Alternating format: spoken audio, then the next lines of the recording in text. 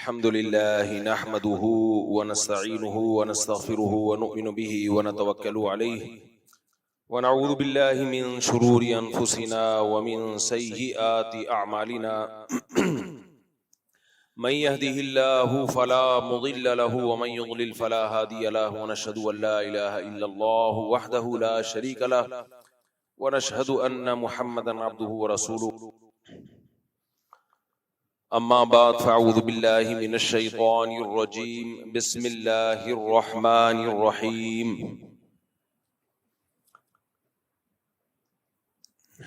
या अय्युहल्लज़ीना आमनु उद्खुलू फ़िस्सिल्मि काफ़्फ़तन वला तत्तबिऊ खुतुवातिश शैतान इन्नहु लकुम अदुव्वुम मुबीन। वक़ाल तआला वकज़ालिक जअलनाकुम उम्मतन वसतन लितकूनू शुहदाअ अलन्नास वयकूनर रसूलु अलैकुम शहीदा। कुरान मजीद की दो आयात तिलावत की हैं। अल्लाह ताला से दुआ है अल्लाह ताला सही तरह से बात कहने की, सुनने की, समझने की और फिर हम सबको अल्लाह अमल की तौफीक अता फरमाए। गला मेरा मुस्तकिल बैठा ही रहता है, 20 साल हो गए। कभी कभार मुझे लगता है कुछ थोड़ी सी आवाज निकली है मेरी। कुछ तजर्बे की चीजें होती हैं जो शेयर कर देनी चाहिए लोगों के साथ, अगरचे उनका बराह रास्त दीन से ताल्लुक नहीं है।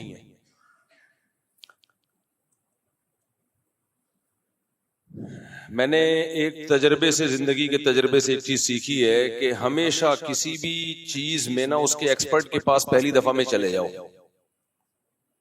चाहे दीन का ताल्लुक हो, चाहे मेडिकल साइंस से मुताल्लिक मसला हो, या आपने घर का कोई मैप बनवाना है, नक्शा बनवाना है, सिविल इंजीनियर के पास जाना है आपने, या आपने कोई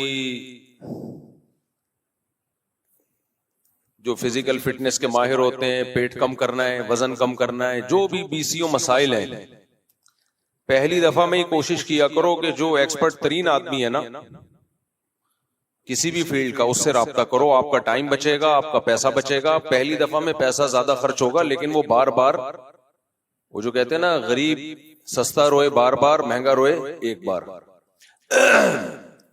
तो बस ये एक मैसेज है, पैगाम है, ये बयान नहीं है। बयान अभी मैं शुरू कर रहा हूं।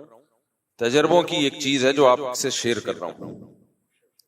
हम सस्ते के चक्कर में पैसे बचाने के लिए जो जिस फील्ड के माहिर नहीं है उनके पास नहीं जाते कि यार फीस सस्ती है, तो फिर सारी जिंदगी तजर्बे ही करता रहता है आदमी बैठ बैठ। शुरू में ही किसी अच्छे को दिखा दो, माहिर आदमी को दिखा दो, तो एक दफा खर्चा होगा, हमेशा के खर्चों से बचे रहो। आजकल हम अपने माँ बाप की सेहत से बहुत गाफिल रहते हैं। अक्सर मैंने देखा है लोग अपने बूढ़े माँ बाप को तजर्बों की भेंट चढ़ा देते हैं। तो उसमें भी शरीयत ने हुक्म दिया माँ बाप की खिदमत का, तो उस खिदमत में सबसे पहले उनकी हेल्थ है, उनकी सेहत है। सेहत वेहत का ख्याल नहीं रखा जा रहा आजकल। सेहत का ख्याल ऐसे रखा जा रहा है, इंतजार होता है कि अब्बा की जब तबीयत खराब होगी तो हॉस्पिटल ले जाएंगे। बिल्कुल गलत है। अब्बा की तबीयत खराब होने से पहले आपने किसी बड़े अच्छे डॉक्टर के मशवरे से अब्बा अम्मा को चेकअप करा दो कि क्या क्या इनको अब हो सकता है फ्यूचर में। क्योंकि जब उम्र 40 साल हो गई और 50 साल हो गई तो अब होना जरूरी नहीं है, हो सकना है। अब होगा, ये तो होगा। अब ब्लड प्रेशर भी होगा, शुगर भी होगी, और कैंसर के भी खतरात हैं, और बहुत सारे मसाइल आहिस्ता आहिस्ता खड़े होंगे। तो हमारे यहाँ होता ही है कि बूढ़े लोगों का इंतजार कर रहे होते हैं कि जब होगा तो फिर डॉक्टर के पास जाएंगे कि इस सिलसिले में हाजिर हुए थे हम। तो ये भी माँ बाप के साथ बहुत बड़ी ज्यादती है, पहले से ही भाई सब कुछ। खैर, ये आप किसी अच्छे डॉक्टर से पूछ लें कि अब्बा मेरे 50 साल के हो गए हैं, मैंने क्या करना है, अब्बा 60 साल के हो गए हैं, 70। अब्बा वैसे आजकल 50 साल के तो शादी हो रही होती है 50 साल में। पहले जमाने में 40 साल में लोग दादा बनते थे, आजकल 50 साल में बाप भी नहीं बन रहे होते। तो ये भी एक नहुसत है कि औलाद जब खिदमत करती आपकी, उस वक्त औलाद पैदा ही नहीं हुई। यानी आप बच्चे पाल रहे होते उस उम्र में जब बच्चों को चाहिए था कि आपको पालते। देर से शादी के साइड इफेक्ट। फिर लोग कहेंगे वही शादी शादी लगा के रखी हुई है मुफ्ती साहब। कुछ मसाइल कॉमन होते हैं जो सबके साथ हैं। देखो कोरोना जब आया तो डॉक्टरों ने क्या लगा के रखी हुई थी? कोरोना कोरोना हर वक्त, क्योंकि पूरी दुनिया में बीमारी फैली है ना। हर डॉक्टर मास्क का हुक्म दे रहा है, टीके लगा रहा है, तो कोरोना कोरोना लगा के रखा हुआ था हुकूमतों ने भी और डॉक्टरों ने भी, क्योंकि ये बीमारी से मुतासिर हर कौम हो रही थी, हर मर्द हर औरत। तो मैंने भी जो शादी शादी लगा के रखा हुआ है ना, ये ना करने से सब मुतासिर हो रहे हैं, औरत भी मर्द भी, नस्ल भी तबाह बर्बाद हो रही है। तो ये एक ऐसा मसला है जो सिवाय खुसरों और हिजड़ों के उनको कोई नुकसान नहीं है। जो मर्द है और औरत, और जाहिर है 99.999999% तो मर्द या औरत ही होते हैं ना। जो बेचारे खुसरे हिजड़े हैं वो तो 0.00001% भी नहीं है, और उनमें भी जो सच्ची मुच्ची के हैं वो और कम है, झूठी मुठी के बहुत हैं। तो इसलिए ये तो हर घर का मसला है ना। इसलिए मैं, जैसे डॉक्टरों ने कोरोना कोरोना लगा के रखा हुआ था, जब तक कोविड खत्म नहीं हो गया कोविड ही चल रहा था मार्केट में। जब तक आप लोग शादियों पे सेट नहीं हो जाते उस वक्त तक शादी शादी चलता रहेगा बयाना। जब सेट हो जाएंगे, जब करना शुरू कर देंगे टाइम पे और ज्यादा, फिर मैं चुप हो जाऊंगा। अच्छा खैर, अब हम असल टॉपिक की तरफ आते हैं। तो खुलासा ये जो मैंने अभी आपके सामने बात की है, ये बात यही की है कि भाई अपने माँ बाप को ना किसी बड़े डॉक्टर को पहले से ही दिखा दो बीमार होने से पहले, और अगर आप 40-50 के हो गए तो अपने आप को भी दिखा दो, क्योंकि ये इतनी बीमारियां अभी फैल रही हैं। मर जाना इतना बड़ा मसला नहीं है, यूं लुढ़को मर जाओ, मरने से पहले के जो प्रोसेस है ना वो बड़े डेंजरस चल रहे हैं। देखो आपका बीपी हाई हुआ, दिमाग की रख फटी, मर गए, कोई टेंशन की बात नहीं। अगर अच्छे अमल पे थे कोई मसला नहीं है, सबने मरना है, आप भी मर गए तो कोई बहुत बड़ा दुनिया में हादसा नहीं हुआ। लेकिन ऐसा होता नहीं है। होता ये कि आपकी रग फटी, आपको फालिज, आप ब्रेन हेमरेज हुआ, पीसीओ मसाइल खड़े हो गए, कोई दिमाग में जम गई, फालिज हो गया, कोमे में चले गए। तो वो जो मसाइल होते हैं, आंखें चली गई, गुर्दे फेल हो गए, डायलिसिस पे आ गए, ये हो गया वो हो गया, 20 साल उस बीमारी को घसीटता इंसान। अल्लाह की पनाह भाई, अल्लाह हम सबको ऐसी खतरनाक बीमारियों से पनाह में रखे। नबी सल्लल्लाहु अलैहि वसल्लम की सही हदीस है, आपने फरमाया कि मा अंज़लल्लाहु मिन दाइन इल्ला अंज़ल लहू शिफाअन औ कमा क़ाल सल्लल्लाहु अलैहि वसल्लम। कोई बीमारी अल्लाह ने ऐसी पैदा नहीं की जिसकी शिफा ना पैदा की हो। तो ये क्यों बताया हमें कि भाई बीमारियों में अल्लाह ने दवाएं भी अल्लाह ने ही पैदा की हैं, तो पहले से ही राब्ता कर लिया जाए। और इसमें पब्लिक की बातों में बिल्कुल नहीं आना चाहिए। आप बड़े बड़े अफलातूनों के पास बैठेंगे, हर आदमी अपनी फेंक रहा होगा, अबे ये कुछ नहीं है, अबे ये डॉक्टरों के धंधे हैं, अबे ये दवाइयों के धंधे हैं। तो छोड़ दो, किसी एक्सपर्ट के पास जाके अपने माँ बाप को पहले दिखा दिया करो, और खुद भी अपना चेकअप अगर 50-40 साल के हो गए तो करा लिया करो। तो बहुत बड़े बड़े आजकल भी वो दौर नहीं है जो पहले हमारे बाप दादा ने गुजारा है, ये बहुत चेंज हो चुका है। इस वक्त खुराकें चेंज हो गई, माहौल चेंज हो गया। खैर ये टॉपिक नहीं है, तो एक तजर्बे की बात आपके सामने शेयर कर रहा था, क्योंकि हमने भी अपने माँ बाप के साथ, हमें तजर्बा नहीं था। मेरे वालिद साहब को 50 साल की उम्र में बीपी हुआ, ब्लड प्रेशर हाई हुआ, वो चेक नहीं कराते थे। तो एक दफा किसी के कहने पे चेक करा लिया तो पता चला बीपी हाई है, बहुत हाई है। तो लोगों में क्या बातें होती हैं, लोगों में यही बातें होती हैं कि भाई चेक कराना ही नहीं चाहिए ताकि टेंशन में ना जाए आदमी, चेक कराना ही नहीं चाहिए ताकि। तो वालिद साहब ने भी ये कहा, खामखा में चेक करा लिया, अच्छी भली जिंदगी गुजर रही थी। तो डॉक्टर ने बोला बाप ने पाबंदी से चेक कराना है। उन्होंने कहा नहीं भाई, अच्छे भले हम तो फिटफाट। तो नतीजा क्या निकला है, 60 साल की उम्र में चेक कराया उन्होंने, बहुत हाई हुआ हुआ था, तो नहीं चेक कराते थे। फिर 63 साल की उम्र में क्या हुआ है, नीचे का बीपी 140, ऊपर का पता नहीं 200 कहां पहुंचा हुआ था। तो क्या हुआ है, फिर वो डेथ हो गई। खैर सबने मरना है, लेकिन इतनी बात तो है कि वो फालिज से बहुत डरते थे, बहुत पनाह मांगते थे, अल्लाह किसी का मोहताज ना बनाए। नेक अमाल पे डेथ हो गई, अल्लाह उनकी मग़फ़िरत फरमाए, लेकिन फालिज भी तो हो सकता था ना। हमारे कई जवान दोस्तों को हमने देखा है फालिज में पड़े हुए हैं। तो बेहतर होता है कि ऐसे में जो एक्सपर्ट हैं, डॉक्टर्स हैं, उनकी बात मान ली जाए। जब वो कह रहे हैं कि इतनी उम्र हो गई, आप बार बार अपना चेकअप कराओ, तो करा लेना चाहिए। इसमें डरना, इसमें लोगों की बातों में नहीं आना चाहिए। तो ये बहुत आराम से कंट्रोल हो सकता है। ये गोलियां आती हैं या एक्सरसाइज है, डॉक्टर जो भी करे वो डॉक्टरों का मसला है। तो खैर, तो माँ बाप की खिदमत जो हम पे फर्ज है ना, तो खिदमत फर्ज होने का मतलब क्या है? पांव दबाना नहीं आता उसमें।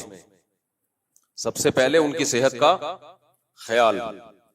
तो घर जाके जिनके भी अब्बा अम्मा 50 से ऊपर हो चुके हैं, जाके उनके चंद एक चीजें जो हैं वो किसी बड़े डॉक्टर से राब्ता करके पूछ लें कि भाई अब इनकी केयर हमने कैसे करनी है, क्या क्या इनको परहेज करवाना है, किस स्टाइल में लेके हमने इनको चलना है, इससे पहले कि माँ बाप से महरूम हो जाएं। और अगर माँ बाप बचाने का शौक ही नहीं है तो फिर आपकी मर्जी है। बाज लोगों को शौक ही नहीं होता माँ बाप की सेहत का। खैर, मैंने जो कुरान मजीद की आयतें तिलावत की हैं, ये मजमून मैंने पिछले से पिछले जुम्मे शुरू किया था। आज इंशाअल्लाह उसी को कंटिन्यू लेके चलूंगा। देखो, अल्लाह ताला ने कुरान मजीद में इस उम्मत की एक खासियत बयान की है, वकज़ालिका जअलनाकुम उम्मतन वसता। अल्लाह कहते हैं हमने तुमको एक मुअतदिल उम्मत बनाया है, बैलेंस। हर चीज में क्या है इस उम्मत में? इत्तेदाल है। अल्लाह ताला चाहते हैं कि मुसलमान हर चीज में मुअतदिल जिंदगी गुजारे। इसकी मैंने एक मिसाल दी थी, दोबारा उसको रिपीट करता हूं। डॉक्टर जैसे कहते हैं ना, बैलेंस डाइट होनी चाहिए, कहते हैं कि नहीं कहते? भाई बोलते हैं तो मुंह से बोल देना, बैलेंस डाइट होनी चाहिए। तो ऐसे ही रूहानी डाइट भी हमारी क्या होनी चाहिए? बैलेंस। इंसान की जिंदगी के दो पहलू हैं, एक जिस्म और एक रूह। अगर हम रूह को साइड पे रख दें तो फिर इंसान में और गधे घोड़े में कोई फर्क नहीं। जानवरों की सिर्फ जिस्मानी जिंदगी होती है, रूहानी जिंदगी नहीं होती। जैसे जानवरों को हम जब कहते हैं ना बहुत अच्छा जानवर है, इसका मतलब ये नहीं कि फेथफुल है, वफा, ये बहुत नेक है, तहज्जुद गुजार है, माँ बाप की खिदमत करता है, झूठ नहीं बोलता, ये नहीं होता। जब हम कहते हैं अच्छा है का मतलब मोटा ताजा है। जब हम कहते हैं गधा बहुत अच्छा है तो मतलब लोड ज्यादा उठाता है, ये लोड ज्यादा उठाता है। जब हम कहते हैं ये बकरा बहुत अच्छा है, कुर्बानी का बकरा आपने खरीदा, आप कह रहे होते हैं बहुत अच्छा, क्या मतलब? सस्ता है लेकिन गोश्त इसमें ज्यादा है, ये अच्छा बकरा कहलाता है। और जो माहिरीन बकरियात हैं उनकी नजर में अच्छा बकरा वो है जिसकी नाक उठी हुई हो, सर छोटा हो, गधे जैसा, मुंह ना हो लंबा, और हाइट हो, और उसके नाखून ऐसे हो, वगैरह वगैरह। लेकिन इंसान की जिंदगी का जो अच्छा है, जब हम कहते हैं कि इंसान अच्छा है, भाई बच्चे ऊपर शोर कर रहे हैं, उनको खामोश कराएं। इंसान को जब हम कहते हैं कि अच्छा है तो सच्चा है, वफादार है, वादों की पाबंदी करता है, मुआहिदों की खिलाफ वर्जी नहीं करता, सखावत है इसके अंदर, गैरत है इसके अंदर, बहादुरी है इसके अंदर। ये सारी सिफात की वजह से इंसान अच्छा कहलाता है। ये अपने मुहसिनीन से मोहब्बत करता है, ये अकल का इस्तेमाल करता है। तो अब जैसे मादी जिंदगी को सेहतमंद रखने के लिए बैलेंस डाइट जरूरी है। बैलेंस डाइट, आपकी खुराक में गोश्त भी होना चाहिए, अंडे भी हो, मछली भी हो, तरबूज भी हो। जो चीज मैं ज्यादा खाता हूं वो मैं ज्यादा हाईलाइट करता हूं। तरबूज भी हो, गर्मियां हैं उसमें क्या हो? तरबूज हो। खरबूजे आपने खाना है, खाओ, नहीं तो मैं नहीं खाता। तरबूज ज्यादा शौक से खाता हूं। तो भिंडी हो, ठीक है ना, उसमें दाल चावल हो, सब कुछ हो। इसको हम क्या कहते हैं?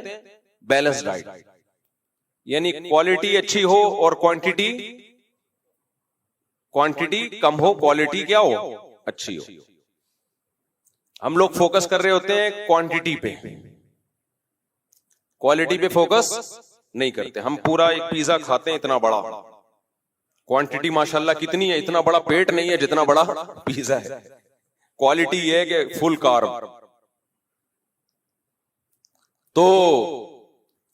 तो जैसे मेरे भाई जिस्मानी सेहत अच्छा, उसमें यह है कि आराम भी हो, मुनासिब नींद हो। अब ये नहीं कि सो रहे हैं तो पुलिस आके उठा रही है, उठ जा भाई, सोता ही रहता है आदमी। ये भी नहीं है कि जाग रहे हैं तो सोता ही नहीं है। ऐसा भी नहीं है कि दिमाग इस्तेमाल ही नहीं करता। जो आदमी दिमाग इस्तेमाल नहीं करता उसका दिमाग डैमेज हो जाता है आहिस्ता आहिस्ता। दिमाग सिर्फ बादाम खाने से तेज नहीं होता, दिमाग के लिए वर्जिश जरूरी है। वर्जिश क्या है? दिमाग को इस्तेमाल करें, मुश्किल मुश्किल चीजें हल करें दिमाग से। ये खूब अच्छी तरह समझ लें। आप जितनी अच्छी डाइट खाएं, जब तक आप एक्सरसाइज नहीं करेंगे वो डाइट आपकी बॉडी पे नहीं लगेगी और बर्बाद कर देगी आपको। ऐसे ही दिमाग की एक्सरसाइज करनी पड़ती है, वरना आप जितने मर्जी बादाम खा लें, बेवकूफ के बेवकूफ ही रहेंगे आप। जो लोग दिमाग यूज करते हैं, इस्तेमाल करते हैं, मुश्किल सवालात को हल कर रहे हैं बैठ के, कोई दिमागी काम कर रहे हैं, उनके दिमागी सलाहियत बढ़ती है। अगर किसी के पास कोई काम करने का नहीं है ना दिमागी, तो कुरान हिफ्ज करना शुरू करें। वैसे तो जिसके पास दिमागी काम करने का है वो भी हिफ्ज करे। कुरान हिफ्ज करना तो बहुत बड़ी नेमत है, लेकिन अगर बिल फर्ज आप समझते हो कि भाई मेरा तो दिमाग का कहीं इस्तेमाल हो ही नहीं रहा। बाज लोगों की लाइफ स्टाइल ऐसा होता है, अब्बा कमा कमा के खिला रहे होते हैं, बच्चे बिल्कुल वेले पड़े हुए होते हैं, तो बच्चे ऊपर से क्या हो जाते हैं? फारिग। कोई चीज याद करना शुरू कर दें, कोई मुफीद चीज हिफ्ज करना शुरू कर दें, कुरान, दिमाग इस्तेमाल हो। जब सोचेंगे ना इसके बाद कौन सी आयत थी, इससे पहले कौन सी आयत थी, तो खोपड़ी क्या होगी? बोलो ना यार, इस्तेमाल होगी। कोई जबान सीखना शुरू कर दें, इंग्लिश सीख लें, अरबी सीख लें, कोई भी जबान, नई जबान सीखें। इससे भी दिमाग क्या होगा? दिमाग लगता है ना, दिमाग लगाना पड़ता है, वरना दिमाग में ऐसा बैठता है बेड़ा गर्क हो जाता है दिमाग का। बाज डॉक्टर ये कहते हैं कि एक्सरसाइज करें, घड़ी को उल्टा रख के देखें क्या टाइम हो रहा है। समझ रहे हैं? घड़ी सीधी रख के देखेंगे ना तो सबको पता चल जाता है, उल्टी रखेंगे तो खोपड़ी को इस्तेमाल करना पड़ेगा। यानी अपने दिमाग को क्या करें? इस्तेमाल करें। तभी किसी ने कहा है ना, 4 शादियों वाले का दिमाग बहुत तेज होता है। माहिरीन की बात है ये। वजह क्या है? वजह उसकी है कि दिमाग सिर्फ बादाम खाने से तेज नहीं होता, ठोकरें खाने से ज्यादा तेज होता है। उसका दिमाग बहुत इस्तेमाल हुआ है, वो सारी जिंदगी इस्तेमाल होता रहता है। जब दूसरी करने की सोचता है उस वक्त से खोपड़ी इस्तेमाल करता है, करूं कैसे, पकड़ा गया तो क्या होगा। यहां से खोपड़ी इस्तेमाल शुरू। सोचता है ये प्लानिंग, रिश्ता कैसे भेजूं, पिटूंगा। बोलेंगे तुम्हारा दिमाग खराब है, हम दूसरी शादी पे अपनी बेटी तुम्हें दें, हमारा दिमाग खराब है। यहां से दिमाग इस्तेमाल करना शुरू। फिर शादी के वक्त पकड़ा ना जाऊं, साले आके ना कूट दें, इसके लिए प्लानिंग कहां से होती है? घुटनों से होती है, दिमाग से। दिमाग से। फिर जब हो जाती है, अब पता जब चलेगा रिएक्शन क्या होगा, वो रिएक्शन, मुख्तलिफ किस्म के रिएक्शन खुद ही सोचता है। ये भी हो सकता है, ये भी हो सकता है, ये भी हो सकता है, ये भी हो सकता है। जितनी मुमकिना सूरतें हैं वो सारी अपनी खोपड़ी में जमा कर लेता है। यूज हो रहा है नहीं हो रहा दिमाग? बोलो। उसके बाद जब पकड़ा जाता है तो बीवी बच्चों की तरफ से जो रिएक्शन आता है, सालों की तरफ से जो रिएक्शन आता है, तो उसमें उस रिएक्शन से बचने के लिए क्या इस्तेमाल होता है? दिमाग। मेरे पास लोग आते हैं दूसरी करके पकड़े गए, तो अब जो रिएक्शन आ रहा है क्या करें? तो मैं दिमाग इस्तेमाल करता हूं। उनसे कहता हूं 6 महीने के लिए भाग जा, प्लानिंग है, भाग जा। ऐसे बोले मैं मर गया, मेरा इंतकाल हो गया है, उससे होगा क्या कि दुनिया में ये खोपड़ी इस्तेमाल करके मैंने रिजल्ट निकाला है, ऐसा ही नहीं होगा। अक्ल की दौड़ है। होता यह है कि जब किसी को बड़े गम में डाल दिया जाए ना, तो उसे छोटा गम हल्का लगता है। जब किसी को बड़े गम में डाल दिया जाए तो छोटा गम क्या लगता है? बोलो, हल्का लगता है। अब बीवी को ये डर था कि मेरा शौहर आधा किसी और का हो गया है, जब आप भाग जाएंगे तो कहेगी पूरा गया। ये क्या पूरे से ही महरूम हो गई अब तुम। तो 6 महीने बाद जब आधा मिलेगा ना, उस पर खुश होगी। यार मैं तो समझ रही थी पूरे मियां से मैं गई, अब कम से कम 50% तो मिल रहे हैं ना। तो जब भी कोई बड़े गम में डाल दो ना तो छोटा गम, आप खुद भी खुश हो जाएंगे। आप समझ रहे थे मेरी 2 हैं, जब भाग गए तो एक भी नहीं है। 6 महीने बाद आपको लगेगा कि यार, वरना आप भी तो गमज़दा हो ना, तो दोनों से ही महरूम हो गए आप। इसलिए बेहतरीन हल दूसरी शादी के बाद किया, जब पकड़े जाओ दूसरी को लेके नहीं भागो, ना ना ना, वो तो फिर पहली वाली बहुत टेंशन में जाएगी कि वो भाई ये तो रंगीनियां मनाई जा रही है दूसरी के साथ, दुबई में घूम रहे हैं, छांगा मांगा गए हुए हैं, वो तो फिर जल जल के बेचारी वो तो उसको तो बहुत ज्यादा अजियत दे दी ना आपने। उसको लेके नहीं भागना है, दोनों से भाग जाओ। बोलो मैं ना तुम्हारा ना मैं इसका, मैं किसी का नहीं, मैं गमज़दा हूं, मैं जिंदगी से तंग आ गया हूं, इस जिंदगी से मौत बेहतर है, काश मैं ये काम ना करता। ऐसे डायलॉग लोग क्या कर रहे होते हैं, शादी करके पहली को बता रहे होते हैं मैं बहुत खुश हूं, मुझे तुमसे अच्छी वाइफ मिल गई है, मैं एक्चुअली मैं बहुत लाइफ को एंजॉय कर रहा हूं। भाई ये बेवकूफी है, इसका मतलब है इसकी खोपड़ी, इसके पास खोपड़ी नहीं है। आपने भी रोना है, ऐसे शो करना है जैसे मैं भी बहुत पछता रहा हूं, ये क्या कर लिया मैंने। एक तो आपने जख्म दिए, फिर उसमें नमक छिड़क रहे हो, खुशियां यानी उसको बीवी को बता के। आपने बोला मैं इतना तंग आ गया हूं, मैं दोनों से क्या कर रहा हूं, इस जिंदगी से मौत, मरना नहीं है वरना जहन्नम में जाओगे, बस बहुत बेहतर है, बस डायलॉग मारना, मैं जा रहा हूं। तो अब क्या इस्तेमाल हो रही है, खोपड़ी। तो ये प्रोसेस जब 4 दफा होगा तो सोचो कितनी, हर दफा अलग। फिर शादी के बाद भी खोपड़ी का इस्तेमाल ही है, मुसलसल खोपड़ी इस्तेमाल करनी है। अभी मैंने यहाँ क्या रिस्पांस देना है, यहाँ क्या जवाब देना है इसको। अब देखो समर टीवी ने मुझसे इंटरव्यू लिया कि कौन से घर वाले अच्छा खाना बनाते हैं, ये थोड़ी मैंने कहा फलाने घर वाले अच्छा बनाते हैं, मैंने ऐसा जवाब दिया नहीं, खोपड़ी इस्तेमाल की कि बेटा तू बोल दे, फिर उसके बाद जो तेरा हशर होगा बाकी घरों में। तो ये खोपड़ी इस्तेमाल होती, 4 शादियों वालों की खोपड़ी ज्यादा यूज, घुटने भी इस्तेमाल होते हैं लेकिन खोपड़ी ज्यादा इस्तेमाल होती है। खोपड़ी का इस्तेमाल क्या ज्यादा है। खैर ये तो बीच में कुछ मिजाह की बातें आ गई जिनमें हकीकत भी है, खाली मिजाह नहीं है। तो कहने का मकसद ये है कि दिमाग जिन बच्चों का इस्तेमाल हो ज्यादा, बड़ों का इस्तेमाल हो, तभी उलमा को हमने देखा है बुढ़ापे में भी सठियाते नहीं है।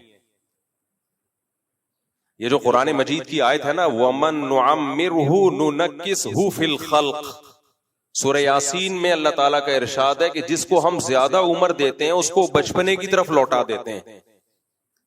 जिसकी उम्र ज्यादा होती है वो बचपने की तरफ लौट आता है। तभी बूढ़े जो ज्यादा बूढ़े हो जाते हैं बचपने वाली बातें शुरू कर देते हैं, वही जज्बात होते हैं, बात बात पे रोना, बात बात पे हंसना, गुस्सा बात बात पे करना, दिमाग कमजोर हो जाता है।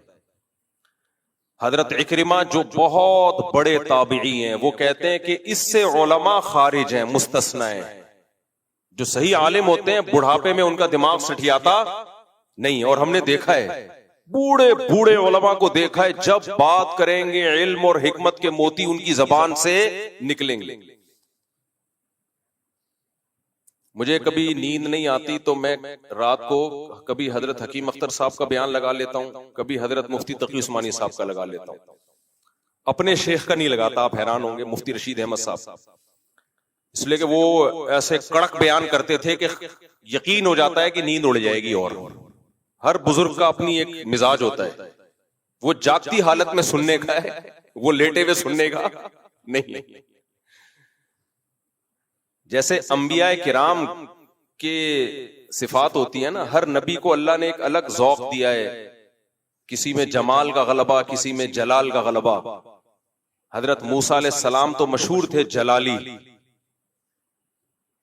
अपने भाई की दाढ़ी पकड़ के खींच रहे हैं। एक फिरौनी को थप्पड़ मारा, उसका इंतकाल ही हो गया, तो जलाल गालिब था, जलाल। और हमारे नबी सल्लल्लाहु अलैहि वसल्लम में जो खुश अखलाकी है उसका गलबा था, बहुत ज्यादा गलबा था। तो ऐसे ही बुजुर्गों की भी मुख्तलिफ क्वालिटीज होती हैं। किसी बुजुर्ग में डांट डपट का गलबा होता है, वो भी ठीक है। किसी में अखलाक का बहुत ज्यादा गलबा होता है, मिठास होती है। हर एक का अपना तरीका है। तो हमारे हजरत मुफ्ती रशीद अहमद साहब रहमहुल्लाह ताला थे जलाली। पहली सफ में बगैर दाढ़ी वाले को नहीं खड़े होने देते थे। कहते आप बच्चे हैं, आप कहां खड़े होंगे? बहुत माजरत भाई, मैं नहीं ये काम करता, बड़े बुजुर्गों पे सूट करती है। कहते थे आप चूंकि बच्चे हैं, आप कहां खड़े होंगे? पीछे। कहा इतने बड़े हो गए अभी तक आपकी दाढ़ी नहीं आई है। तो स्टाइल था। बहरहाल हम भी सोच समझ के बंदा ले जाते थे उनके पास कि अफोर्ड कर पाएगा कि नहीं कर पाएगा। तो हजरत मुफ्ती तकी उस्मानी साहब, आप उनके बयान सुने। मेरे वालिद साहब बहुत ज्यादा सुनते थे उनको। वो फरमाते थे कि इनकी बातें जब सुनो ऐसा लगता है मुंह से फूल झड़ रहे हैं, ऐसा लगता है मुंह से फूल झड़ रहे हैं। अभी मैंने रिसेंटली उनका कोई बयान सुना, इस्लाही बयान, तो मैं सोच रहा था इतनी उम्र हो गई लेकिन कहीं बुढ़ापे के असरात जबान और लबो लहजे में नजर नहीं आ रहे। बुढ़ापे से मेरी मुराद कि जो आमतौर पे बूढ़े लोगों की हालत हो जाती है, उलमा इससे मुस्तस्ना होते हैं जो सही आलिम है। जितने आलिम की उम्र जितनी ज्यादा होगी, अगर इल्म में पुख्ता है, तकवा और इल्म में, तो उतना ही उसके कलाम में एतदाल पैदा होना शुरू हो जाएगा और ज्यादा निखर जाएगा उसका कलाम। तभी बूढ़े आलिम की कदर ज्यादा करनी चाहिए। उसका तजर्बा, उसका इल्म, उसका तकवा ज्यादा है। हकीम अख्तर साहब रहमहुल्लाह ताला आखिरी उम्र में, आप उनके बयानात, ऑडियो बयानात पड़े हुए हैं, सुनो आदमी हैरान हो जाता है, सब दिल को सुकून मिलता है। और आजकल के जो स्कॉलर्स आ रहे हैं, इनका सुनो डिप्रेशन का डब्बा बन जाएगा थोड़े दिनों में। कल एक लड़का आया मेरे पास, मुलाकात का टाइम लिया था उसने, नौजवान लड़का 23-24 साल का, बैठा कहता है भाई मैं बहुत टेंशन में हूं। मैंने कहा क्या टेंशन है? कह रहे मैंने मुख्तलिफ स्कॉलर्स को सुना है, मुझे अब सब गलत लगते हैं। मुझे अब सब क्या लगते हैं? गलत। इसकी नमाज हदीस के खिलाफ है, उसकी नमाज कुरान के खिलाफ है, उसकी नमाज फलाने के खिलाफ है, उसकी नमाज ये है। तो मैंने कहा सुन किसको रहे हो? उसने 2-4 मशहूर जमाना के नाम लिए। तो मैंने कहा जिसको सुनने से आपको सब गलत लगने लगे वो कभी भी ठीक नहीं हो सकता। सुनना छोड़ दो। ये जो कहते हैं ना सुनो सबको, ना, ये बात बिल्कुल गलत है। एक्सपर्ट को सुनना चाहिए, जो जिस फील्ड में एक्सपर्ट हो। वक्त के उलमा को उस पर एतमाद हो। और उलमा से मेरी मुराद भी जो उलमा हो, वाकई उलमा हो। नाम मुफ्ती लगाने से कोई मुफ्ती नहीं बन जाता।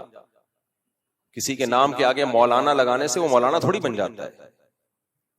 और मदरसे से फारिग होने वाला हर तालिब इल्म भी मौलाना नहीं होता, आलिम नहीं होता। जैसे यूनिवर्सिटियों में टाइम वेस्ट करने वाले भी बहुत से स्टूडेंट होते हैं, ऐसे मदरसों में भी भरे हुए होते हैं जो सिर्फ दाल रोटी के चक्कर में आ गए होते हैं। जो पढ़ेगा भाई, चाहे यूनिवर्सिटी हो चाहे मदरसा हो, वो बन के निकलेगा। जो नहीं पढ़ेगा तो मदरसा हो या यूनिवर्सिटी हो, कितना ही बड़ा इदारा हो, फारिग हो रहेगा। तो कभी भी ये नहीं देखा करो फला इदारे से फारिग है। भाई बिल्कुल फारिग है। मैं केपीके में ऐसे उलमा को जानता हूं जो किसी बड़े इदारे से नहीं पढ़े, छोटे से गांव में किसी कच्चे मदरसे में पढ़े हैं।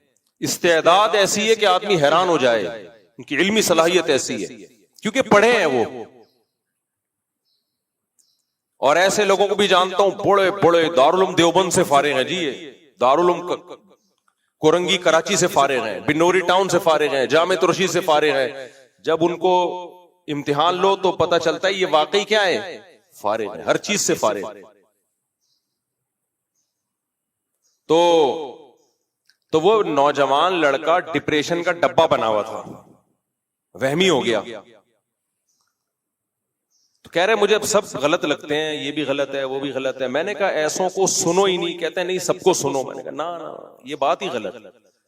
आप डॉक्टर में किसी इलाज कराओगे, सारे डॉक्टरों से कराओगे, पागल हो जाओगे भाई। ऐसे तो आपकी कोशिश होती है जो माहिर तरीन डॉक्टर है उसको तलाश किया जाए।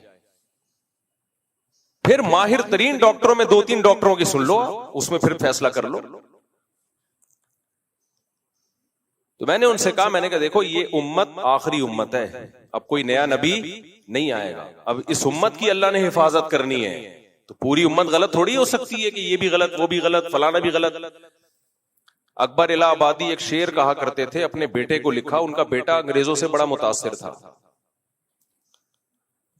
अच्छा, जो जब हिंदुस्तान में अंग्रेज आया ना तो अंग्रेजी तहजीब भी आई, तो जब वो साइंसी उलूम पढ़ना शुरू किए नौजवानों ने, तो अब्बाओं से बाप से बागी होना शुरू हो गया, तब तमीज तहजीब आहिस्ता आहिस्ता खत्म। तो अकबर इलाहाबादी ने एक शेर कहा, हम ऐसी सब किताबें काबिले ज़ब्ती समझते हैं जिसे पढ़कर के बच्चे बाप को खबती समझते हैं।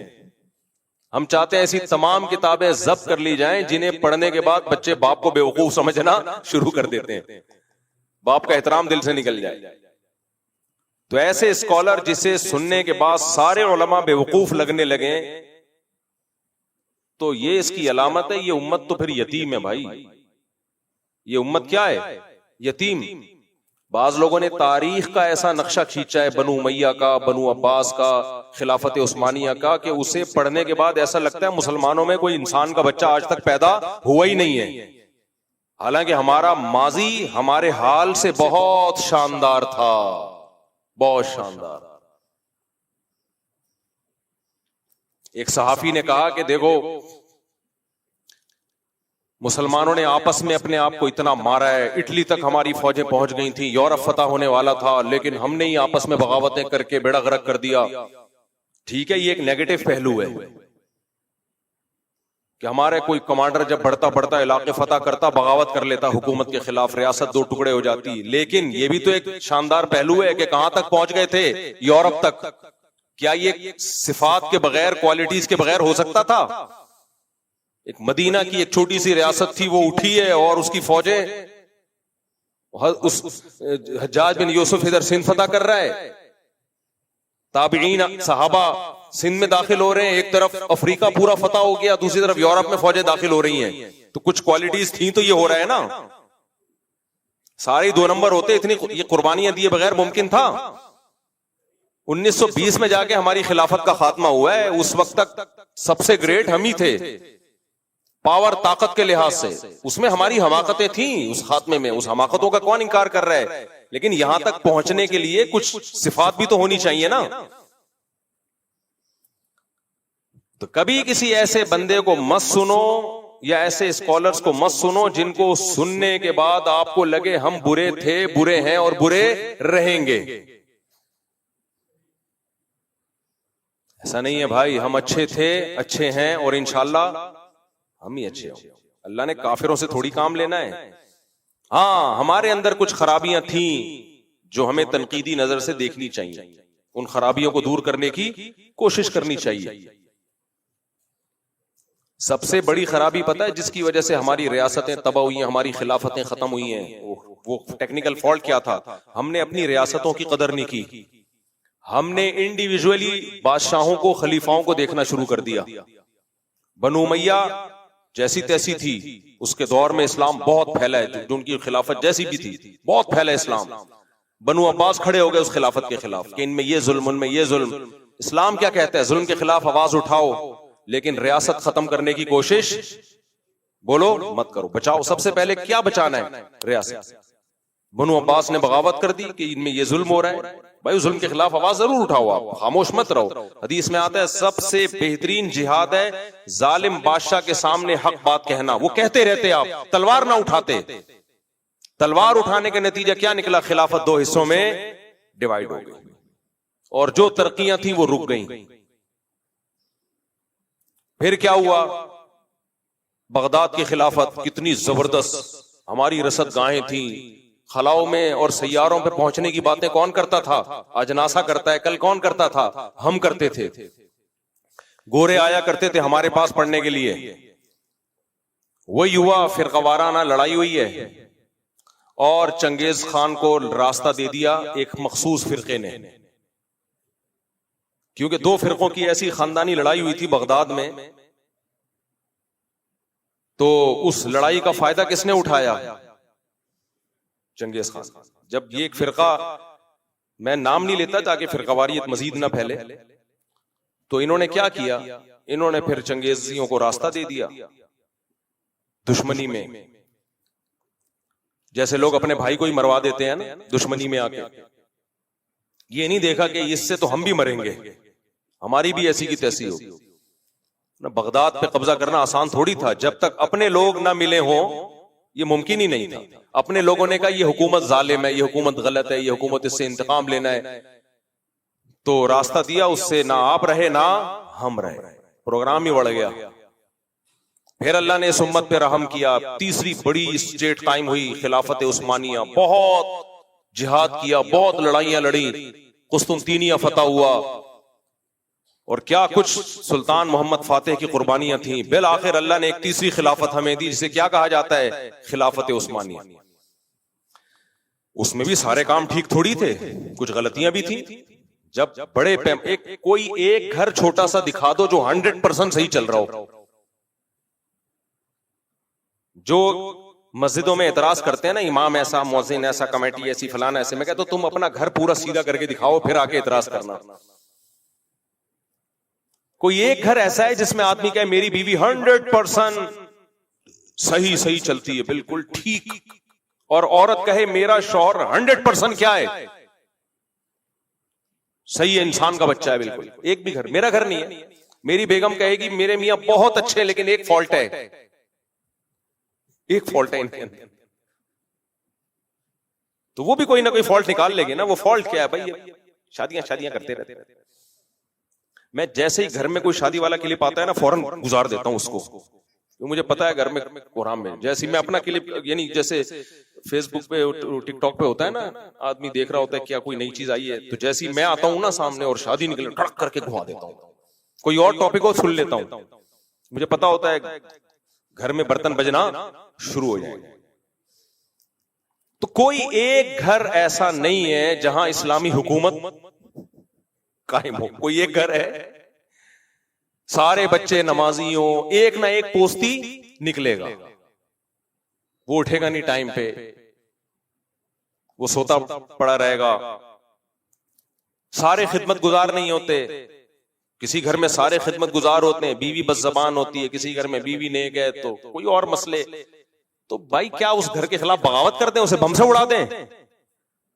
जिंदगी की गाड़ी है, चलानी पड़ती है भाई। बड़े फायदे हासिल हो रहे हैं, छोटे नुकसानात को बर्दाश्त। तो इसी तरह जिंदगी चलती है। तो स्टेट और रियासतें भी इसी तरह चलती हैं, स्टेट और रियासतें भी ऐसे ही चलती हैं। ये थोड़ी होता है कि रियासती को उड़ा दो, बगावत शुरू कर दो, तलवार उठाओ, ये तोड़ दो, ये 2 टुकड़े कर दो, 3 टुकड़े कर दो, फला ऐसा है, फला वैसा है। भाई फला जैसा भी है, मुल्क किसका है? हमारा है, मुल्क हमारा है। पंजाबी में मशहूर है कि मजबूरी में गधे को भी बाप बनाना पड़ता है। मशहूर है ना पंजाबी में, मजबूरी में गधे को भी क्या बनाना पड़ता है। लोग नालायक दमादों के नखरे उठा रहे होते हैं कि यार नालायक है लेकिन इतना नालायक नहीं है कि हम तलाक ले लें इससे, बर्दाश्त कर लो, घर दामाद बना लो उसको बेटी के मफाद के लिए। तो पंजाबी में मशहूर है कि मजबूरी में गधे को भी बाप बनाना पड़ता है। तो हदीस से यही बात साबित है कि जालिम हाकिम हो, जालिम हो, मजबूरी में उसको भी बाप बना लो रियासत को बचाने के लिए। बाकी ये नहीं कि उसकी गलतियों को सही कहना शुरू करो, आवाज उठाओ उसके खिलाफ, हक बात कहो, उसके सामने जाके भी कहो, हक पर मजबूर करो उसको, तलवार ना उठाओ। बगावत होगी, खून खराबा होगा। और मैं जब ये बात करता हूं, लोग सैयदना हुसैन का हवाला देते हैं कि उन्होंने भी तो बगावत की थी। ना ना ना ना, सैयदना हुसैन की तलवार बगावत के जुर्म से महफूज।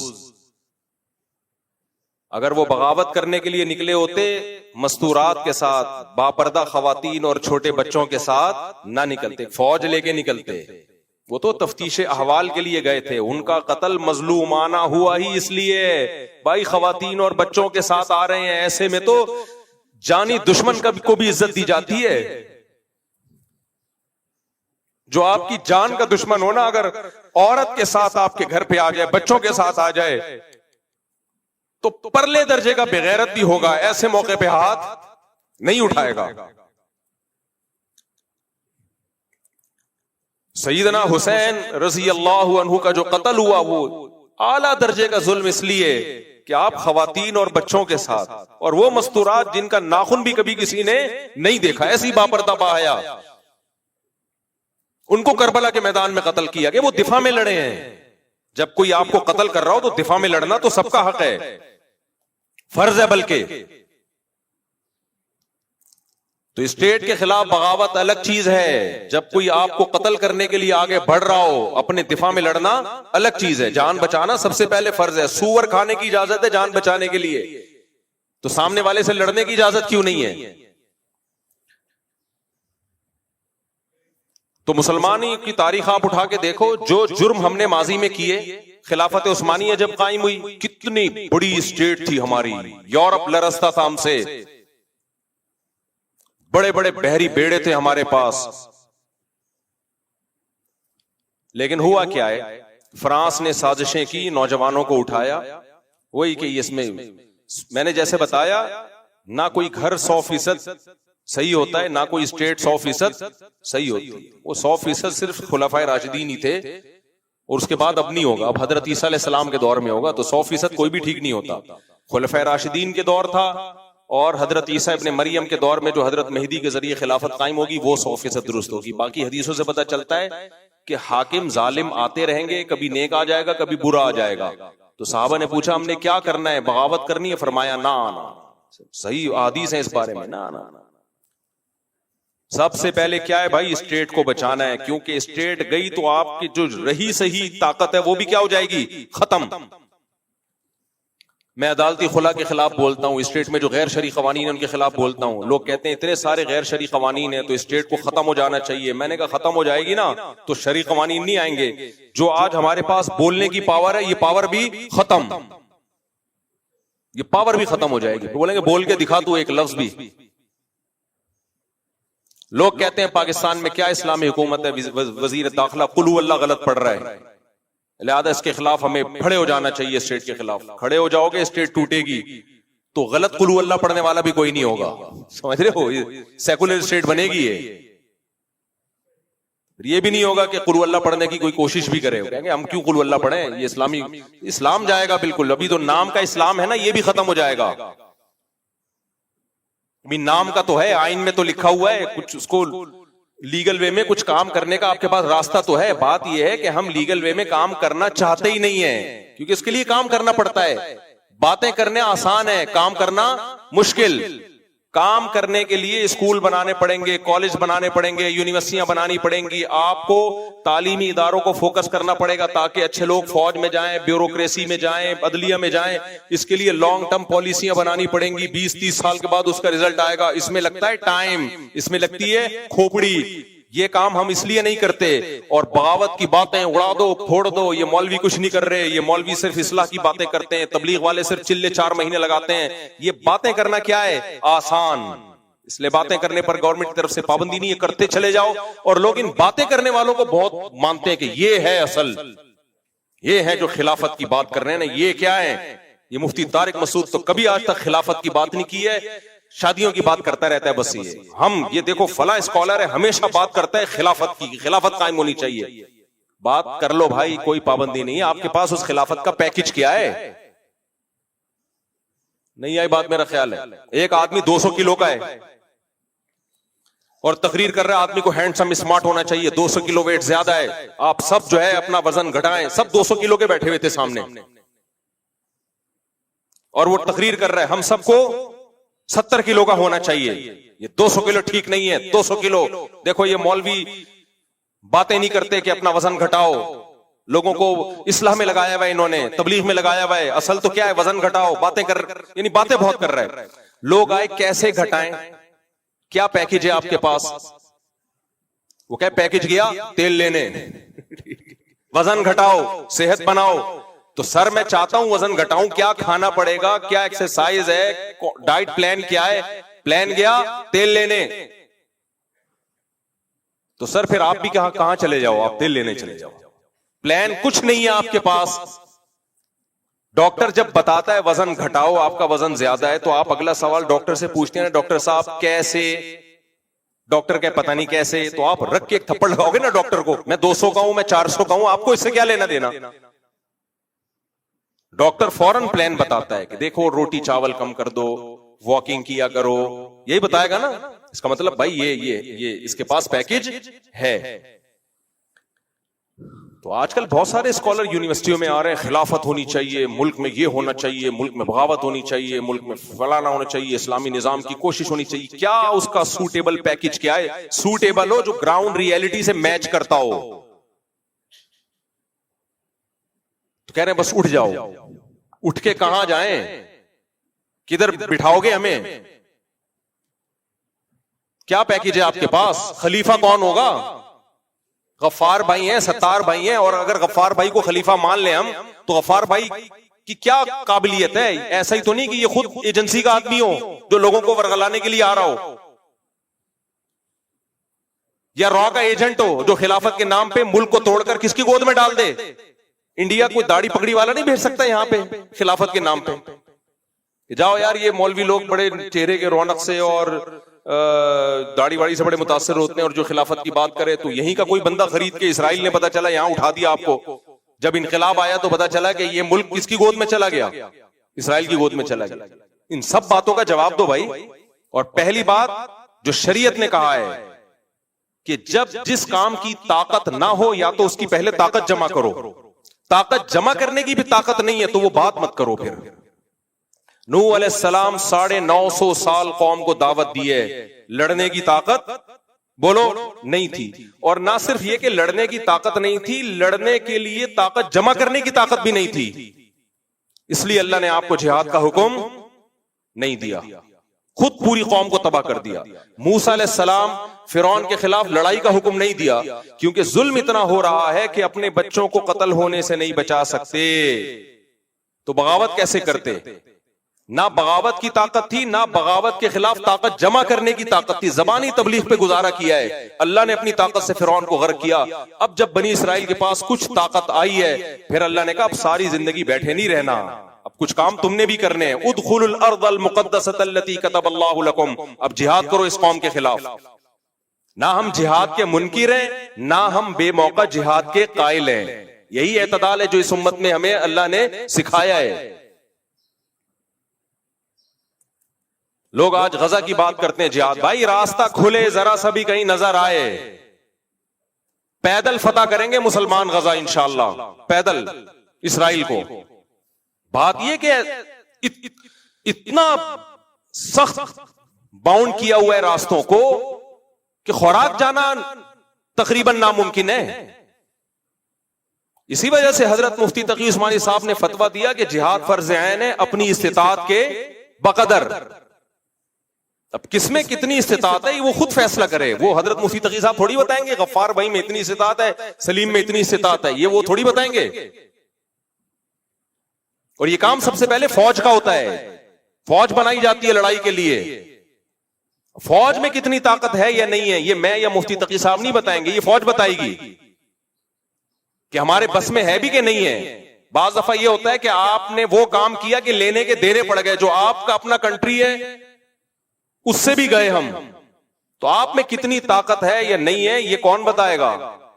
फौज बताएगी। इसलिए हम कहते हैं हुकूमत में दबाव जरूर डालो, दबाव डालो जरूर हुकूमत पे, एहतजाज करो, मुजाहिरे करो, क्योंकि बाज दफा ताकत होती है मगर काम कर नहीं रहे होते। बाज दफा पावर होती है, सुस्ती में नहीं कर रहे होते, मौत के डर से नहीं कर रहे होते, लालच में नहीं कर रहे होते, और बाज दफा पावर होती नहीं है। नबी सल्लल्लाहु अलैहि वसल्लम ने 13 साल मक्का में बैतुल्लाह के अंदर 360 बुत बर्दाश्त किए हैं, क्योंकि उन बुतों को निकालने की ताकत नहीं थी। फिर मदीना में जाने के बाद भी बर्दाश्त किया आपने कई साल, क्योंकि अटैक करने की ताकत नहीं है, दिफा में लगे रहे। जब 10,000 का लश्कर तैयार हुआ है, फिर मक्का पे अटैक किया है आपने। फिर आपने वो 360 बुत गिराए हैं। जा अल हक़ व ज़हक़ल बातिल, हक आ गया और बातिल चला गया। भाई ग्राउंड रियलिटी को देखकर सारे फैसले हो किए नबी सल्लल्लाहु अलैहि वसल्लम ने, ऐसा नहीं यूं ढिजन ढिजन माजी में क्या होता रहा, एजेंसियां वाले उठाते हैं, फिर ऐसे लोगों को चमड़ियां उधेड़ते हैं, और ये जो लीडर हैं ये चाय पी रहे होते हैं, और ये पीछे जेल में पूछने के लिए भी नहीं आते, ये एक नई तंजीम बना रहे होते हैं नए जिहाद के लिए। तो यूनिवर्सिटी के तलबा जो स्टेट एंटी स्टेट एलिमेंट्स जो कुव्वतें हैं उनको ज्वाइन कर रहे हैं, उनकी बातें सुन रहे हैं, तो मैं उनसे कहूंगा कि ये काम मत करो, इससे कोई दीन की खिदमत नहीं होगी। फिर एजेंसियां खेलती हैं ऐसे लोगों के साथ, गायब कर देती हैं, फिर मिसिंग पर्सन बन जाओगे। और तुम्हारे जो लीडर हैं जो तुम्हें स्टेट के खिलाफ बगावतों पे उकसा रहे हैं, इनको कुछ नहीं होता। वो काम करो जो जो कर सकते हो, जो जिसके साइड इफेक्ट ज्यादा हैं, कभी भी वो काम नहीं किया जाता। तो सबसे पहले बचाना किसको है? स्टेट को बचाना है हर कीमत पे, इस पे समझौता नहीं होगा। तो क्या है, मैं मिसाल दे रहा था खिलाफत उस्मानिया की, उसमें भी कुछ फॉल्ट थे। तो फ्रांस ने नौजवानों को, इस खलीफा कहता था नौजवानों को, भाई ये कोई और है जो तुम्हें ये मंजन बेच रहा है, ये गिनतियां कोई और सिखा रहा है तुम्हें, ये खिलाफत टूटेगी, दोबारा नहीं आएगी। लेकिन नहीं आई समझ में बात। अरबों को उकसाया कि ये अजमी है, ये तुम पे हुकूमत कर रहे हैं, असल तो इस्लाम अरब में आया है, हुकूमत करना किसका हक है? अरबों का। ये तुर्क अजमी है। अरे भाई अजमी है, लेकिन पूरी हरमैन की भी इन्होंने हिफाजत की है। इससे क्या होता है अरबी है या अजमी है? कुछ अरबों को, कुछ अरब मुतासिर हुए, सब नहीं हुए मुतासिर। तो शरीफ मक्का ने वहां बगावत कर ली, और आज उसका रिजल्ट देखो, खिलाफत जो टूटी है, तुर्की इतना सा सिमट के रह गया। अब जब तुर्की सारी दुनिया से कट गया, तो फिर उसको यूरोपीय यूनियन का हिस्सा बनना था, और यूरोपीय यूनियन का हिस्सा बनने के लिए परले दर्जे का बेगैरत बनना था। क्योंकि यूरोप कहते हैं मेरी यूनियन में जब आओगे, जब औरतें चड़ियां पहनेंगी, फैमिली सिस्टम को क्या करोगे? बोलो, तबाह बर्बाद। नमाज रोजे की हद तक दीन पे चलो, हमें कोई प्रॉब्लम नहीं है। यूरोप में भी बहुत सारी मस्जिदें, खानदानी निजाम तबाह बर्बाद करना है। डिवोर्स का राइट औरत के पास भी आना चाहिए जैसे मर्द के पास है, तुर्की ने वो औरत को भी दे दिया। चड़ियां पहनाओ, तुर्की ने पहना दी। खुलेआम बेहयाई होनी चाहिए, तुर्की ने कर ली। 50 साल लगा दिए तुर्की ने, यूरोप ने फिर भी घास नहीं डाली। ठीक है, उसने कहा हो तो तुम मुसलमान ही ना। सब कुछ करवा के, जैसे गरीब आदमी ने कहा कि भाई मुझे कर्जा चाहिए, मालदार ने कहा ये भी कर ले, ये भी कर ले, ये भी कर ले, सब कुछ करवा के बेगैरत बना दिया, पैसे फिर भी नहीं दिए। तभी अब तुर्की यू टर्न ले रहा है आहिस्ता आहिस्ता, लेकिन इतना आगे जा चुका है कि यू टर्न लेने में भी उसको टाइम लगेगा। अब इस्लामाइजेशन की तरफ जा रहा है कि ना खुदा ही मिला, ना विसाले सनम, ना इधर के रहे ना उधर के रहे। एक आदमी को इश्क हो गया ना, ये शेर का शान वुरूद बता रहा हूं आपको। एक आदमी को इश्क हो गया तो महबूबा ने हर गुनाह करवाया उससे। लोगों ने कहा खुदा नाराज हो जाएगा, उसने कहा भाई मुझे माशूक चाहिए। आखिर में एंड में क्या हुआ?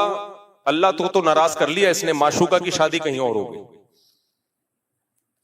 तो इस पर किसी ने कहा ना खुदा ही मिला, ना विसाले सनम, सनम से मुलाकात भी नहीं हुई, सनम से महबूब। ना खुदा ही मिला, ना विसाले सनम, ना इधर के रहे ना उधर।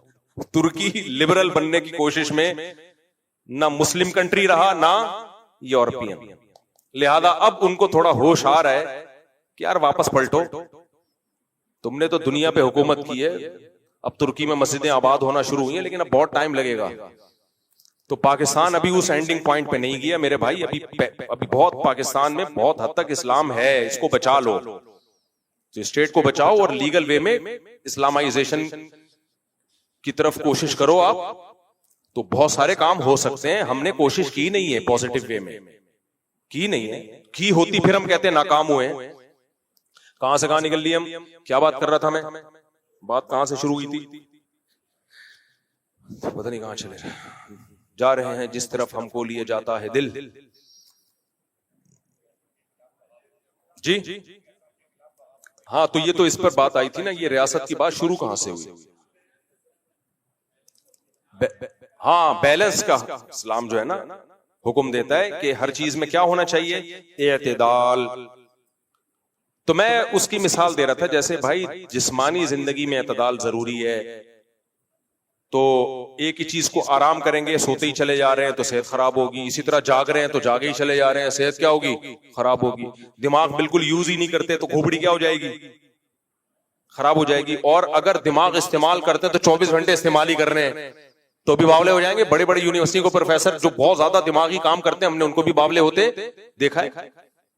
इतना पढ़ते हैं, इतना पढ़ते हैं, इतना पढ़ते हैं कि ऊपर की सेटिंग क्या हो जाती है, आउट। तो ये इत्तेदाल के खिलाफ है। खाना खा रहे हैं तो खाए चले जा रहे हैं, डाइटिंग है तो कई कई हफ्तों भूखे रह रहे हैं, कमजोर हो जाएंगे, मर जाएंगे। तो जैसे हर चीज में इत्तेदाल जरूरी है, और इंसानी जिंदगी के दो पहलू, एक जिस्मानी के साथ एक रूहानी भी। रूहानी पहलू क्या है? अच्छा इंसान बनना। तो अच्छे इंसान बनने के लिए दिल और जिस्म से निकलने वाले आमाल में भी इत्तेदाल, बोलो, जरूरी है। दिल के आमाल क्या हैं? मोहब्बत। ये घुटनों का अमल है या दिल का अमल है? बोलो, ये नाक का अमल है या दिल का अमल है? दिल में मोहब्बत होती है ना। कोई अपनी महबूबा से कह रहा है, मुझे मेरे घुटनों में तुम्हारी बहुत मोहब्बत है,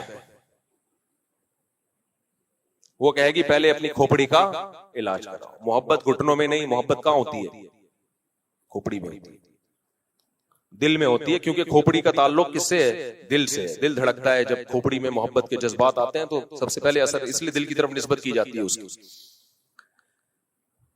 तो ये भी अगर बेइतदाली होगी इसमें, इस कुव्वत, ये भी कुव्वत है इंसान के अंदर, एक जज्बा है। तो बेइतदाली होगी तो आपकी रूहानी जिंदगी का बेड़ा गर्क। और याद रखो, जिस्मानी जिंदगी का बेड़ा गर्क होने से सेहत इतनी खराब नहीं होती, मेंटली इतना डिस्टर्ब नहीं होता जितना रूहानी जिंदगी से होता है।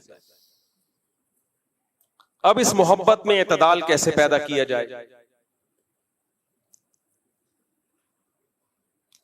एक तो ये कि आपके दिल में मोहब्बत के, बाज लोग ऐसे खुश के होते हैं कि उनको किसी से मोहब्बत होती नहीं है। जैसे बाज लोग में मुस्कुराहट है ही नहीं चेहरे पे ना, उनको पैसे देके मुस्कुराना पड़ता है कि आप जरा ये 50 रुपए लेने, एक दफा थोड़ा सा मुस्कुरा लें। ऐसे सीरियस लोग मैंने देखे हैं। और बाज ऐसे होते हैं, जरा सी बात, अभी लतीफा शुरू नहीं हुआ, कह के मार मार के हंसना शुरू कर देते हैं। ये भी ओवर हो जाता है भाई। अभी मैं आता हूं, बाज दफा मैं कहता हूं लतीफा तो कंप्लीट होने दो मेरे भाई। वो कह रहे हैं आपके स्टाइल पे हंसी आ रही है। तो वो इतना हर वक्त कॉमेडियन बने हुए हैं, वो कभी सीरियस होते ही नहीं किसी बात पे। भाई सीरियस बात है, अब किसी की डेथ हो गई, जनाजा हो गया, वहां जाके आप मजाक कर रहे हो, ये तो गलत बात हो जाएगी ना। हर वक्त सीरियस मजाक मोड में रहना गलत है, हर वक्त सीरियस मोड में रहना क्या है? गलत है। तो मोहब्बत ये एक ऐसी चीज है, इसको मैं सबसे पहले इस कुव्वत को इसलिए बयान कर रहा हूं कि वैल्यू इसकी सबसे ज्यादा है। इसको बैलेंस में लाना, इसको इत्तेदाल में लाना, ये सबसे ज्यादा जरूरी है। वैसे तो सबसे पहले अकल है कि अकल में इत्तेदाल हो, लेकिन आजकल अकल इस्तेमाल करने का रिवाज कम है, दिल पे लोग ज्यादा चलते हैं। तो खुद अकल ही कहती है कि दिल को कंट्रोल में लेकर आओ। पहले तो वैसे अकल है सबसे पहले। तो मोहब्बत में क्या है? नंबर एक, ये नहीं कि जो चीज अच्छी लग रही है उससे मोहब्बत करना शुरू कर दो। अगर जिंदगी का ये तरीका आपने इख्तियार किया तो आपका बेड़ा गर्क। ना ना, ये नहीं। हमारी आदत क्या है? जो चीज अच्छी लग रही है दिल बस उसकी तरफ माइल, और उसको हासिल करने की कोशिश में हम लग जाते हैं।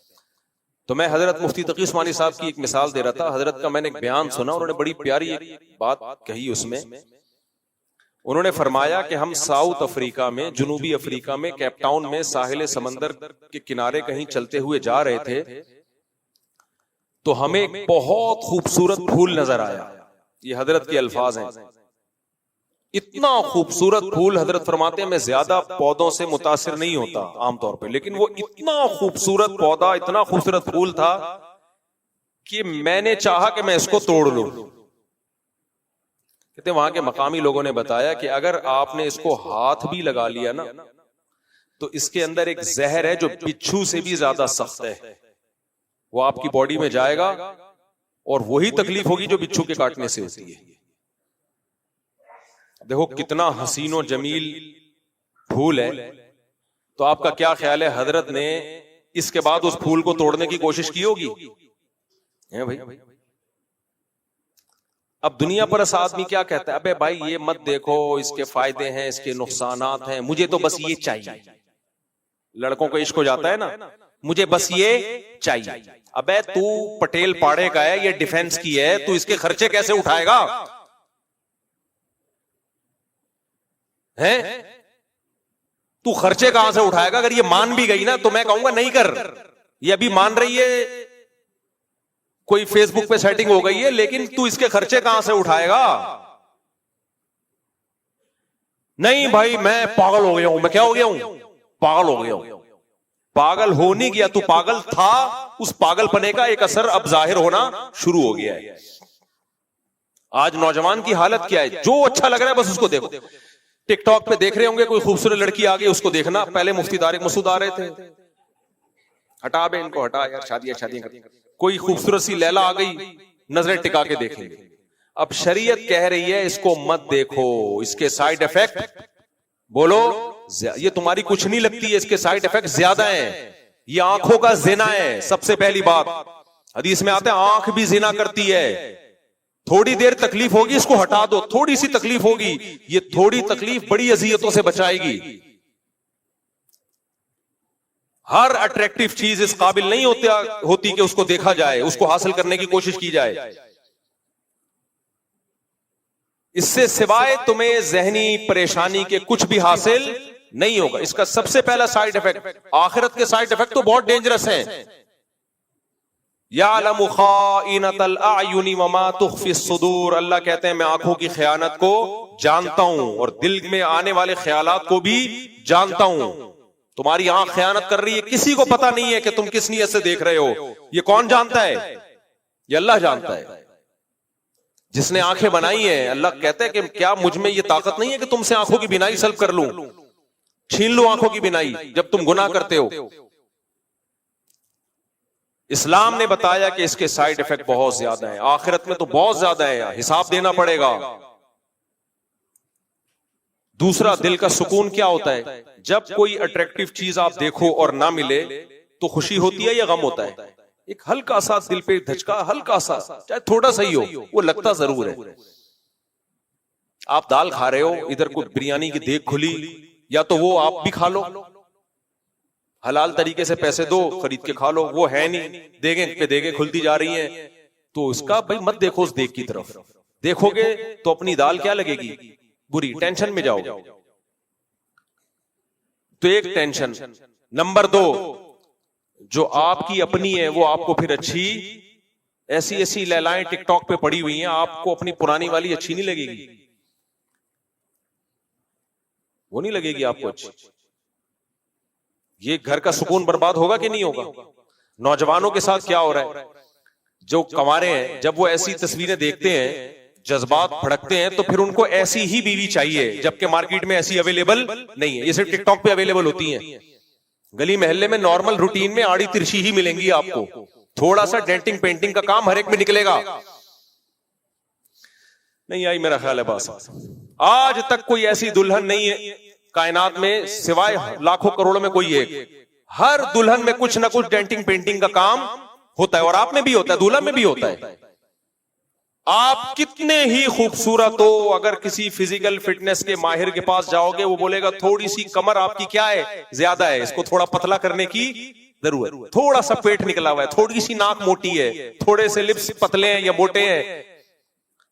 ये तो जब है जब आप बहुत खूबसूरत हो, तो भी थोड़ा बहुत डेंटिंग पेंटिंग का काम आप में निकलेगा। टिकटॉक पे जो लड़कियां आ रही होती हैं, वो होती हैं जिनमें डेंटिंग पेंटिंग का काम या तो होता नहीं है, या वो मेकअप से छुपा के आई भी होती हैं। तो जब आप उनको देखोगे, तो कंवारे अगर हो तो आपको चाहिए भी कैसी? ऐसी। फिर जो आपकी कजन है या आपके खानदान की शरीफ शुरफा लड़कियां, घरेलू खिदमत गुजार, वो आपको पसंद नहीं। अभी एक टिकटॉकर का बयान आया था ना, घरेलू लड़की से उसने शादी की, तो बाद में कह रहा है मैं इसको तलाक दूंगा, ये तो घरेलू निकली है, मुझे तो ऐसी टिकटॉकर जैसी चाहिए। तो मैंने उसको बद्दुआ दी, अल्लाह करे तुझे टिकटॉकर जैसी मिल जाए। फिर देखता हूं तेरा सर जो गंजा करेगी ना, तेरा दिमाग सेट होगा, तेरा दिमाग सेट होगा। फिर तेरी बच्चियां भी टिकटॉक पे इसी तरह नाचेंगी। फिर तू उनको देख देख के कहेगा दूसरे लड़के भी मेरी बेटियों को देख के वही जज्बात होंगे जो इनकी मां को देख के मेरे जज्बात होते।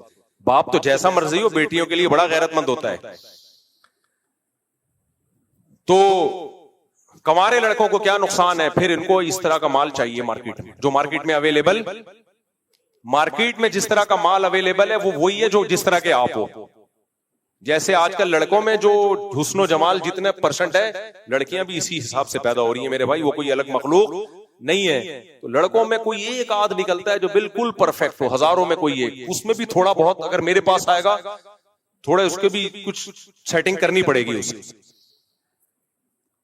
और ये तो जाहिरी गेटअप की बात कर रहा हूं, अंदर क्या है, उसके अखलाक कैसे हैं, वो तो एक अलग टॉपिक है, उस तक को तो कोई झांक के देख ही नहीं सकता। तो ये साइड इफेक्ट किसके होते हैं? बदनजरी के। घरेलू लड़कियां पसंद, तभी तो अल्लाह ने कुरान में क्या, अल खबीसातु लिल खबीसीन, नापाक औरतें किसके लिए? नापाक मर्दों के लिए। गंदों को गंद में मुंह मारने की आदत होती है, अल्लाह कहते हैं गंदी औरतें गंदे लोगों के लिए हैं, पाकीज़ा औरतें किसके लिए? पाकीज़ा मर्दों के लिए। लेकिन जब पाकीज़ा मर्द ये चीजें देखेगा मीडिया पे तो उसको पाकीज़ा औरतें पसंद नहीं आएंगी। ये दूसरा नुकसान है। और तीसरा नुकसान, ये बदनजरी यहां तक रुकती नहीं है, उसके बाद हैंड प्रैक्टिस, जिना और जो गंद में पड़ते हैं, फौज फिल्मों की आदत, वो बढ़ती रहती है। तोबा करते हैं फिर तोबा टूट, ये भी दीनदार लोगों की बात कर रहा हूं, तोबा करेंगे तोबा तोड़ देंगे, तोबा करेंगे फिर तोबा तोड़ देंगे, फिर मायूस होके तोबा करना भी छोड़ देते हैं। शुरू में ही नजर झुका लेते यार, थोड़ी सी तकलीफ होती। शैतान एक बात कहता है कि भाई ये तो बार बार की तकलीफ है, कब तक बर्दाश्त करूंगा। ना ना ना, तकलीफ चंद बार होती है, उसके बाद यूज टू हो जाता है इंसान, आदत पड़ जाती है। देखो डॉक्टर कहते हैं मीठा खाना छोड़ दो, लोग कहते हैं डॉक्टर साहब चीनी की तो हमें आदत हो चुकी है, डॉक्टर कहते हैं 21 दिन नागा कर लो, उसके बाद 22वें दिन तुम्हें मीठा बुरा लगना शुरू हो जाएगा। चंद दिन की मेहनत होती है भाई, चंद दिन की मेहनत होती है। तो चीनी भी तो एक अट्रैक्टिव चीज है ना, 21 दिन छोड़ोगे चीनी बुरी लगना शुरू हो जाएगी। तो 21 दिन नजर की हिफाजत करोगे तो बदनजरी बुरी लगना शुरू हो जाएगी, गंद में मुंह मारने का दिल नहीं चाहेगा। हमारे हजरत मुफ्ती रशीद अहमद साहब फरमाया करते थे कि मेरी जब किसी औरत पे नजर पड़ती है, गैर औरत पे, तो मुझे नजर झुकानी नहीं पड़ती, ऑटोमेटिकली नजर झुक जाती है, झुक जाती, दिल ही नहीं करता कि भाई हम क्यों नाजायज की तरफ देखें। तो हजरत ने जो मिसाल दी ना कि वो फूल नजर आया, ये कल रात ही मैंने सोने से पहले ना बयान लगा के यहां तक पहुंचा था मैं, तो कहा कि हमने वो फूल तोड़ने की कोशिश की, तो कहा कि ना ना ना, इसमें क्या है?